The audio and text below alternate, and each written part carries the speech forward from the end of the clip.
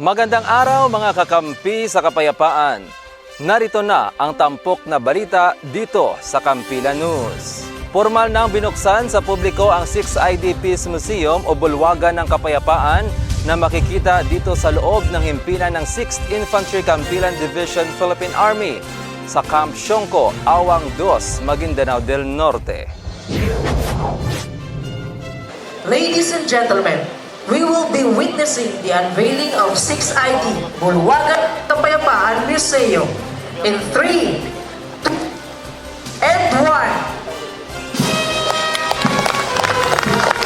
A round of applause, please.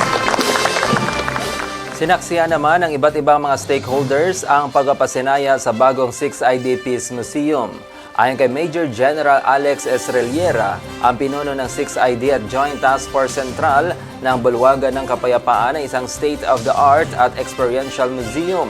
Naging panahing pandangal at tagapagsalita si Presidential Assistant David B. Diciano ng Office for Bangsamoro Transformation, na naging kinatawa naman ni Secretary Carleto G. Galvez Jr. ng Presidential Advisor on Peace, Reconciliation and Unity. Ang 6ID Peace Museum ay isang brainchild ni Major General Reliera na sinuportahan naman ni Dr. Susana Salvador Anayatin, ang chairperson ng Multi-Sectoral Advisory Board ng 6ID at kasapi ng BTA BARM. Dahil dito, agad namang inaprobahan ng BARM government ang pondo para sa pagpapagawa ng gusali sa tulong ni BARM Chief Minister Ahod Ibrahim. Kasabay na inauguration ay nilunsad din ang 6ID Song for Peace na isinulat at inawit ng composer na si Miss Arvin Grace A. Pinto. Iginawad naman ni Major General Reliera ang parangal kay Professor Leonardo Rey Carino, ang curator ng 6ID Peace Museum, sa kanyang natatanging obra maestra sa pag-curate sa Bulwagan ng Kapayapaan. Allow me to start by asking everyone a simple question. What does peace mean to you? If you were to ask a soldier, his answer would be the end of unnecessary conflict on this earth. If you were to then ask a child the same question, perhaps the answer would be being worry-free with my loved ones. The soldier taking on a more grounded and realistic perspective, while the child has a more simple and optimistic outlook. We hope that with the opening of this facility today, the Filipino community, and especially the youth, experience all that this museum has to offer, and that they are able to take home insights about what the cost of attaining peace is. This museum is a tribute to the bravery and sacrifices of our soldiers who have fought for peace in Mindanao. It's a testament to their courage, dedication, and commitment to their sworn duty. The 6ID Peace Museum aims to educate the public about the history of the 6th Infantry Division or Campilan of the Philippine Army and foster a culture of peace, reconciliation, and solidarity. Matutunghayan ang iba't ibang mga artifacts, galleries, audio-visual presentation at mga kaalaman kung paano pinanatili ng tropa ng 6ID ang kapayapaan sa Bangsamoro Region. Bukod pa ito sa pagsisikap din ng Bangsamoro people na pagtagumpayin ang kapayapaan at kaunlaran sa bahaging ito ng Mindanao. Ang pasilip sa Bulwagan ng Kapayapaan sa report na ito ni Kakampi Christian Tanoy. May tuturing na state-of-the-art at experiential museum ang kabubukas na 6ID Peace Museum o Bulwagan ng Kapayapaan.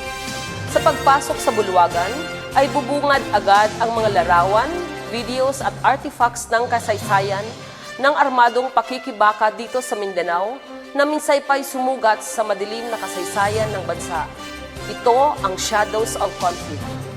Mga kwento ng pagbangon, katapangan at pagkakasundo ng kasundaluhan at ng dating kalaban ng Estado. Ngayon ay kasama sa pagpapatupad ng katahimikan. Ito ang Seeds of Hope. Mula sa madilim na kabanata hanggang sa pagkakasundo, ngayon ay tinatamasa na ng makabagong henerasyon ang tamis ng tagumpay, ng kapayapaan na nagbunga na ng kaunlaran. Ang kaunlaran na ito ay sumisibol sa paglago ng ekonomiya, infrastruktura, turismo at iba pang sektor sa malawak na sakop ng Joint Task Force Central. Ito ang Bloom of Peace. Ang bawat bisita sa ating bulwagan ng kapayapaan ay maaring kumuha ng litrato at mag-post sa 6ID Peace Museum Facebook fan page bilang bahagi ng kanilang commitment sa pagtaguyod at kaisa sa pagpapanatili ng kaayusan at kapayapaan. Sa labas ng museum ay makikita ang Garden of Peace, kung saan nakadisplay ang mga kagamitang pandigma na ngayon ay pinalitan na ng kagamitang pansaka. Dito, ipinapaliwanag sa mga bisita na kinokondena natin ang anumang uri ng karahasan at hindi sagot ang armadong pakikibaka sa kahit anumang ideolohiya. Welcome din ang mga bisita sa Museum Souvenir Shop kung saan makakabili sila ng mga souvenir items na gawa ng 6ID. Welcome ka sa ating Peace Museum, my fellow peace advocate. Naglilingkod sa sambayanan, kakampi sa kapayapaan. Christy de la Peña Antanoy, Kampilan News. Sa ibang mga balita, 11 mga lokal na terorista nagbalik loob sa pamalaan sa pamamagitan ng 6th Infantry Redskid Battalion.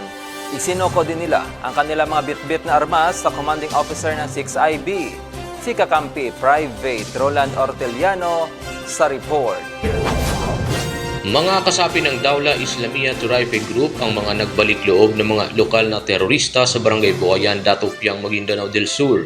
Isinuko ng mga dating terorista ang bitbit nilang mga kagamitang pandigma na isang Bushmaster rifle, tatlong 40mm M79 grenade launcher, isang caliber .30 sniper rifle, isang 60mm mortar, isang 7.62mm sniper rifle, dalawang 9mm Uzi, isang caliber .45 pistol at isang caliber .38 revolver.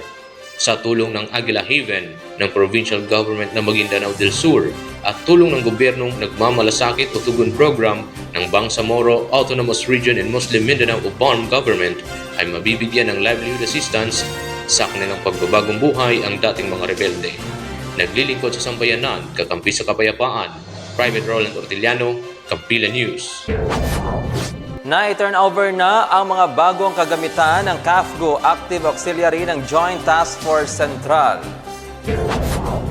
Ang turnover ay ginanap sa 6ID Grandstand na pinangunahan ni Assistant Division Commander Brigadier General Nasser Lidasan kasama sina Assistant Division Commander for Reservist and Retiree Affairs Colonel Jose Ambrosio F. Rostia, Division Inspector General Colonel Roberto Yuet, Colonel Edgar El Cato, Chief of Staff, Colonel Roberto Breboneria, ang Commanding Officer ng 6D CAO.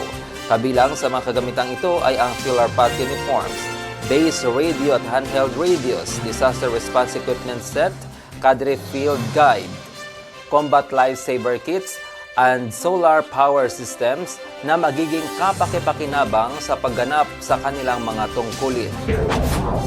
At yan ang tampok na mga balita dito sa 6th Infantry Kampilan Division at Joint Task Force Central. Hatid sa inyo ng Kampilan News. Para sa karagdagang mga balita, i-like at i-follow kami sa aming mga social media accounts na makikita sa inyong mga screen. Mula dito sa punong himpilan ng Kampilan Division, ako ang inyong abyan, RB ng Bayan, Roderick Viñez, naglilingkod sa sambayanan, kakampi sa kapayapaan, Kampilan